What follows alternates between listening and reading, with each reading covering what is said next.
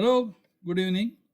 ಈಗ ಸುಂದರಕಾಂಡದ ಪ್ರಥಮ ಸರ್ಗದ 25ನೇ ಶ್ಲೋಕದಿಂದ ಮುಂದುವರಿಸಲಿಕ್ಕಿದ್ದೇನೆ.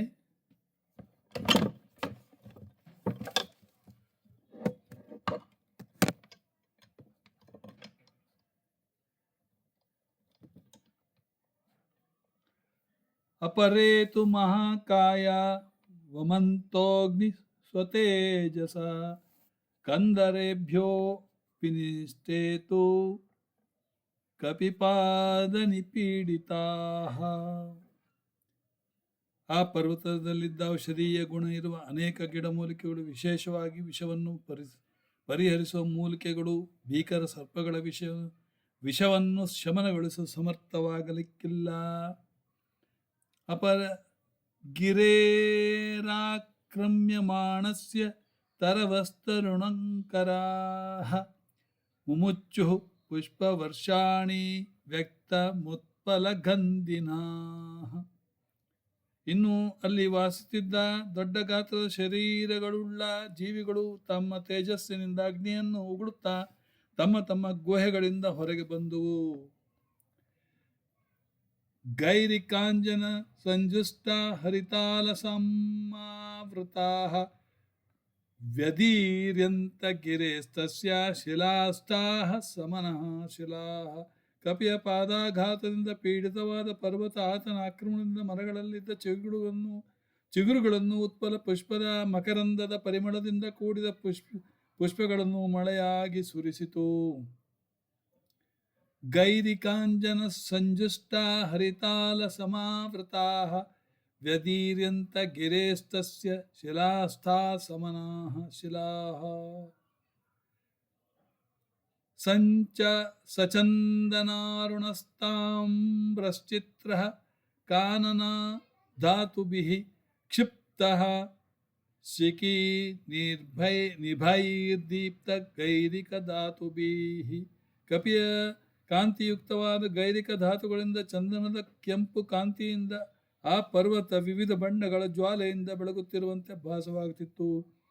ಭಿದ್ಯತೇಯಂ ಗಿರಿರ್ಭೂತೈರಿತಿ ಮತ್ವಾ ತಪಸ್ವಿನಃ ತ್ವಸ್ತಾ ವಿದ್ಯಾಧರಾಸ್ತಾಸ್ಮಾದುತ್ಪೇತುಃ ಶ್ರೀಗಣ್ಯೈಃ ಸಹ.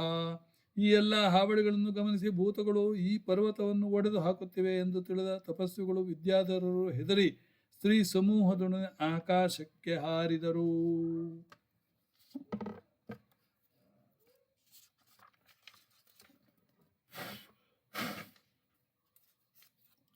ಪಾನಭೂಮಿ ಗತಂ ಹಿತ್ವಾ ಹೈಮಮಾಸವ ಭಾಜನಂ ಪಾತ್ರಾಣಿ ಚ ಮಹಾರಾಣಿ ಕರಕಾಂಶ್ಚ ಹಿರಣ್ಮಯಾನ್.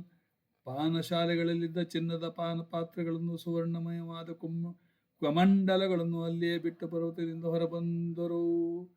ಲೇಹ್ಯಾನ್ನುಚ್ಚಾವಚಾನ್ ಭಕ್ಷ್ಯಾನ್ ಮಾಂಸಾನಿ ವಿವಿಧಾನಿ ಚ ಆರ್ಷಭಾಣಿ ಚ ಚರ್ಮಾಣಿ ಖಡ್ಗಾಂಶ್ಚ ಕನಕತ್ಸರೂನ್. ನಾನಾ ವಿಧವಾದ ಲೇಹಿಗಳನ್ನು, ಭಕ್ಷ್ಯಗಳನ್ನು, ಮಾಂಸಗಳನ್ನು, ಚಿನ್ನದ ಹಿಡಿಯಿರುವ ಖಡ್ಗಗಳನ್ನು, ಗುರಾಣಿಗಳನ್ನು ಬಿಟ್ಟು ಕೃತಕಂಠಗುಣಾಃ ಕ್ಷೀಬಾ ರಕ್ತಮಾಲ್ಯಾನುಲೇಪನಾಃ ರಕ್ತಾಕ್ಷಾ ಪುಷ್ಕರಾಕ್ಷಶ್ಚ ಗಗನಂ ಪ್ರತಿಪೇದಿರೇ. ಹನುಮಂತನ ಬೃಹದಾಕಾರ ಪರ್ವತದಲ್ಲಿ ಅವನ ಲೀಲೆಯಿಂದಾದ ಪರಿಣಾಮ ಎಲ್ಲವನ್ನೂ ನೋಡಿ ಆಶ್ಚರ್ಯಗೊಂಡ ಹಾರ, ಗೆಜ್ಜೆ, ತಲೆ ಆಭರಣ, ತೋಳ್ಬಂದಿ ಮೊದಲಾದ ಆಭರಣಗಳನ್ನು ಧರಿಸಿದ್ದ ಸ್ತ್ರೀಯರು ತಮ್ಮ ಪ್ರಿಯರೊಡಗೂಡಿ ಆಕಾಶದಲ್ಲಿ ನಿಂದರು. ಹಾರ ನೂಪುರ ಕೇಯೂರ ಪರಿಹಾರ್ಯ ಧರಾಃ ಸ್ತ್ರೀಯಃ ವಿಸ್ಮಿತಾ ಸಸ್ಮಿತಾಸ್ತುಸ್ತು ರಾಕೇಶೇ ರಮಣೈಃ ಸಹ ದರ್ಶಯಂತೋ ಮಹಾವಿದ್ಯಾಂ ವಿದ್ಯಾಧರ ಮಹರ್ಷಯಃ ಸಹಿತಾಸ್ತುಸ್ತು ರಾಕಾಶೇ ವೀಕ್ಷಾಂ ಚಕ್ರುಶ್ಚ ಪರ್ವತಂ. ವಿದ್ಯಾಧರರು ಮಹರ್ಷಿಗಳು ತಮ್ಮ ವಿದ್ಯೆಯನ್ನು ತೋರಿಸುತ್ತಾ ಒಟ್ಟಾಗಿ ಆಕಾಶದಿಂದ ನೆರೆದ ಪರ್ವತವನ್ನು ನೋಡಿದರು. ಹನುಮಂತನ ಬೃಹದಾಕಾರ ಪರ್ವತದಲ್ಲಿ ಅವನ ಲೀಲೆಯಿಂದಾದ ಪರಿಣಾಮ ಎಲ್ಲವನ್ನು ನೋಡಿ ಆಶ್ಚರ್ಯಗೊಂಡ ಹಾರ, ಗೆಜ್ಜೆ, ತಲೆ ಆಭರಣ, ತೋಳ್ಬಂದಿ ಮೊದಲಾದ ಆಭರಣಗಳು ಧರಿಸಿದ್ದ ಸ್ತ್ರೀಯರು ತಮ್ಮ ಪ್ರಿಯರೊಡಗೂಡಿ ಆಕಾಶದಲ್ಲಿ ನಿಂದರು. ಶುಶ್ರುವಶ್ಚ ತದಾ ಶಬ್ದ ಋಷೀಣಾಂ ಭಾವಿತಾತ್ಮನಾಂ ಚಾರಣಾನಾಂ ಚ ಸಿದ್ಧಾನಾಂ ಸ್ಥಿತಾನಾಂ ವಿಮಲೇಂ ಬರೇ ನಿರ್ಮಲವಾದ ಆಕಾಶದಲ್ಲಿ ನೆರೆದಿದ್ದ ಆತ್ಮ ಭಾವದೊಡಗೂಡಿದ್ದ ಋಷಿಗಳ ಸಿದ್ಧರ ಚಾರಣರ ಮಾತುಗಳನ್ನು ಕೇಳಿದರು. ವಿಷ ಪರ್ವತ ಸಂಕಾಶೋ ಹನುಮಾನ್ ಮಾರುತಾತ್ಮಜ ತಿತೀರ್ಷತಿ ಮಹಾವೇಗ ಸಮುದ್ರಂ ಮಕರಾಲಯಂ. ಪರ್ವತಕ್ಕೆ ಸಮಾನವಾದ ಶರೀರ ಹೊಂದಿರುವ ವಾಯುಪುತ್ರ ಹನುಮಂತನು ಮಹಾವೇಗದಿಂದ ಮೊಸಳೆಗಳ ನೆಲವೀಡಾದ ಈ ಸಮುದ್ರವನ್ನು ದಾಟುವ ಸಂಕಲ್ಪ ಮಾಡಿರುವನು. ರಾಮಾರ್ಥಂ ವಾನರಾರ್ಥಂ ಚ ಚಿಕೀಶನ್ ಕರ್ಮ ದುಷ್ಕರಣಂ ಸಮುದ್ರಸ್ಯ ಪರಂ ಪಾರಂ ದುಷ್ಪ್ರಾಪಂ ಪ್ರಾಪ್ತುಮಿಚ್ಛತಿ. ರಾಮನಿಗಾಗಿ ತನ್ನ ಒಡನಾಡಿ ವಾನರರ ಸಲುವಾಗಿ ಅತ್ಯಂತ ಕಠಿಣವಾದ ಕೆಲಸ ಮಾಡುವ ನಿರ್ಣಯ ಕೈಗೊಂಡಿದ್ದಾನೆ. ದಾಟಲಾಗದ ಸಮುದ್ರದ ಇನ್ನೊಂದು ದಡವನ್ನು ಸೇರಲು ಇಚ್ಛಿಸಿದ್ದಾನೆ. ಇತಿ ವಿದ್ಯಾಧರಾಃ ಶ್ರುತ್ವಾ ವಚಸ್ತೇಷಾಂ ತಪಸ್ವಿನಾಂ ತಮ ಪ್ರಮೇಯಂ ದದೃಶುಃ ಪರ್ವತೆ ವಾನರಶಬಂ. ಹೀಗೆ ಹೇಳುತ್ತಿದ್ದ ಋಷಿಗಳ ಮಾತುಗಳನ್ನು ಕೇಳಿ ವಿದ್ಯಾಧರರು ಅಪ್ರಮೇಯನಾದ ವಾನರ ಶ್ರೇಷ್ಠನು ಈ ಪರ್ವತದಲ್ಲಿ ನೋಡಿದರು.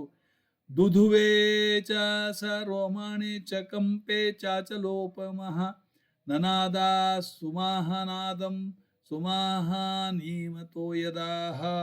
ದೊಡ್ಡ ಗಾತ್ರದ ಮೋಡದಂತೆ ಗುಡುಗಿನಿಂದ ಜರುಗಿ ಗರ್ಜಿಸಿ ತನ್ನ ಮೈಯನ್ನು ಒಮ್ಮೆ ಕೊಡವಿದ ಆ ಪರ್ವತವು ಅದರಂತೆ ಅಲುಗಾಡಿತು. ದುದುವೆ ಚ ಸ ರೋಮಾಣಿ ಚ ಕಂಪೆ ಚಾಚಲೋಪಮಾಹ ನನಾದ ಸುಮಹಾನಾದ ಸುಮಹಾನೀಮತೋ ಯದಾಹ. ಗರುಡನ ಹಾವನ್ನು ನೆಲಕ್ಕೆ ಕುಕ್ಕುವಂತೆ ಆಂಜನೇಯನು ಕ್ರಮವನ್ನು ಅನುಸರಿಸಿ ಸುತ್ತಿಕೊಂಡಿದ್ದ ಕೂದಲುಗಳಿಂದ ತುಂಬಿದ್ದ ಬಾಲವನ್ನು ನೆಲಕ್ಕೆ ಬಿಡಿದನು. ಅನುಪೂರ್ವೇಣ ವೃತ್ತಶ್ಚ ಲಾಂಗೂಲಂ ರೋಮಭಿಶ್ಚಿತಂ ಉತ್ಪತಿಷ್ಯನ್ ವಿಚಿಕ್ಷೇಪ ಪಕ್ಷಿರಾಜ ಇವೋರಗಂ. ಅನುಪೂರ್ವೇಣ ವೃತ್ತಶ್ಚ ಲಾಂಗೂಲಂ ರೋಮಭಿಶ್ಚಿತಂ ಉತ್ಪತ್ತಿಷ್ಯನ್ ವಿಚಕ್ಷೇಪ ಪಕ್ಷಿರಾಜ ಇವೋರಗಂ. ತಸ್ಯ ಲಾಂಗೂಲಮಾವಿದ್ಧಮತಿ ವೇಗಸ್ಯ ಪೃಷ್ಠತಃ ದದ್ರಸೆ ಗರುಡೇನೇವ ಹ್ರಿಯಮಾಣೋ ಮಹೋರಗಃ. ಅತಿವೇಗವನ್ನು ಹೊಂದಿದ್ದ ಅವನ ಬಾಲು ಗರುಡ ಎಳೆದುಕೊಂಡಾಗ ಹೋಗುತ್ತಿರುವ ಹೆಬ್ಬಾವಿನಂತೆ ಕಾಣುತ್ತಿದ್ದಿತ್ತು. ಬಾಹು ಸಂಸ್ತಂಭಾಯ ಮಾಸ ಮಹಾಪರಿಘ್ನ ಸನ್ನಿಭೌ ಸಸಾದ ಚ ಕಪಿಃ ಕಟ್ಯಾಂ ಚರಣಂ ಸಂಚುಕೋಚ ಚ ಸಹಸ್ರ ಸಂಹೃತ್ಯ ಚ ಭುಜೌ ಶ್ರೀಮಾಂಸ್ತಥೈವ ಚ ಶಿರೋಧಾರ ಧರಾಂ ತೇಜಸತ್ವಂ ತಥಾ ವೀರ್ಯಂ ಆವಿವೇಶ ಸಾ ವೀರ್ಯವಾನ್. ಹಾರಲು ಸಿದ್ಧನಾದ ಹನುಮಂತನು ಪರಿಘ ಕಬ್ಬಿಣದ ಗದೆ ಆಯುಧದಂತೆ ಬಲಿಷ್ಠನಾಗಿದ್ದ. ತನ್ನ ಎರಡೂ ತೋಳಗಳನ್ನು ಬಿಗಿ ಮಾಡಿದನು, ಸೊಂಟದ ಮೇಲೆ ಭಾರವನ್ನು ಹಾಕಿದನು, ಎರಡೂ ಕಾಲುಗಳನ್ನು ಬಗ್ಗಿಸಿದನು. ಮಾರ್ಗಮಾಲೋಕಾಯನ್ ದೂರಾಧೂರ್ಧ್ವಂ ಪ್ರಣಹಿತೆ ಕ್ಷಣ ರುರೋಧ ಹೃದಯೇ ನಾಕಾಶಮಾವಲಯೋಕಯನ್. ವೀರ್ಯವಂತನಾದವನು ತನ್ನ ಭುಜಗಳನ್ನು ಕುತ್ತಿಗೆಗಳನ್ನು ಬಿಗಿಗೊಳಿಸಿಕೊಂಡು ಒಳಗೆ ಅವ್ಯಕ್ತವಾಗಿದ್ದ ತೇಜಸ್ಸು ಸತ್ವ ವೀರ್ಯಗಳನ್ನು ಬಲಗೊಳಿಸಿ ಅವುಗಳೊಳಗೆ ಪ್ರವೇಶಿಸಿದನು. ಸತ್ವ ತೇಜ ವೀರ್ಯಗಳುಳ್ಳವನಾದನು.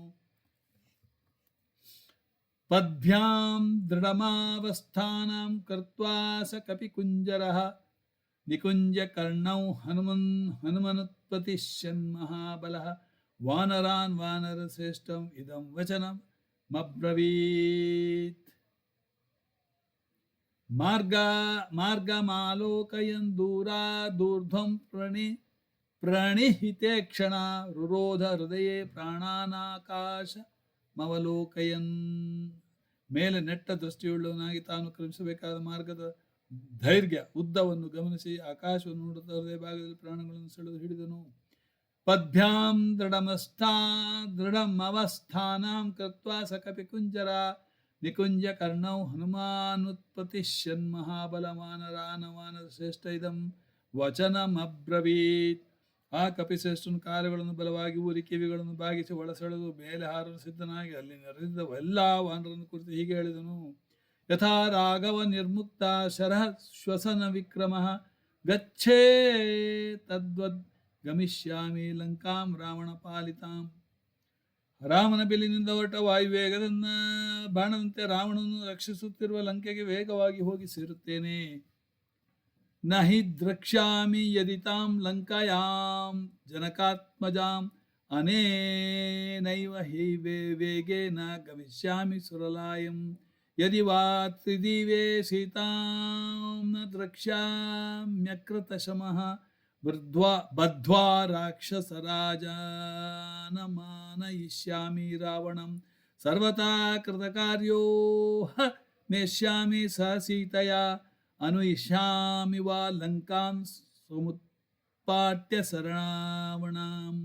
ಏವಮುಕ್ತ್ವಾ ತು ಹನುಮಾನ್ ವಾನರಾನ್ ವಾನರೋತ್ತಮಃ ಉತ್ಪಪಾತಾಥ ವೇಗಾವಾನ ವಿಚಾರಯನ್ ಸುಪರ್ಣಮಿವ ಚಾತ್ಮಾನಂ ಮೇನೆ ಸ ಕಪಿಕುಂಜರ. ಲಂಕೆಯಲ್ಲಿ ಜನಕನ ಮಗಳನ್ನು ಕಾಣದಿದ್ದರೆ ಅದೇ ವೇಗದಂತೆ ದೇವಲೋಕಕ್ಕೆ ಹೋಗುವನು. ದೇವಲೋಕದಲ್ಲೂ ಸೀತೆಯನ್ನು ಕಾಣದಿದ್ದರೆ ಸ್ವಲ್ಪವೂ ಶ್ರಮವಿಲ್ಲದೆ ರಾಕ್ಷಸ ರಾಜನಾದ ರಾವಣನನ್ನು ಬಂಧಿಸಿ ಎಳೆದು ತರುವೆ. ಏನಾದರಾಗಲಿ ಕೆಲಸ ನೆರವೇರಿಸಿಕೊಂಡು ಸೀತೆಯೊಡನೆ ಹಿಂತಿರುಗುವನು. ಆಗಲಿಲ್ಲವೆಂದರೆ ರಾವಣನೊಡಗೂಡಿದ ಲಂಕೆಯನ್ನು ಕಿತ್ತುಕೊಂಡು ಬರುವೆನು. ಹೀಗೆ ತನ್ನ ಒಡನಾಡಿ ವಾನರರಿಗೆ ವಾನರೋತ್ತಮನ ಹನುಮಂತನು ಹೇಳಿ ವೇಗಶಾಲಿಯಾದ ಆತನು ಮುಂದಿನ ಯಾವುದನ್ನು ಕುರಿತು ಚಿಂತಿಸಿ ಆಕಾಶಕ್ಕೆ ಹಾರದನು. ಆತನು ಆ ಸಮಯದಲ್ಲಿ ತನ್ನನ್ನು ಗರುಡನೆಂದೇ ಭಾವಿಸಿದನು. ಇಲ್ಲಿಗೆ 50ನೇ ಶ್ಲೋಕವನ್ನು ಮುಕ್ತಾಯ ಮಾಡ್ತಾ ನಿಮಗೆ ಓದಲು ನಾನು ಸಮಯವನ್ನು ಕೊಡುತ್ತೇನೆ. ನಮಸ್ಕಾರ.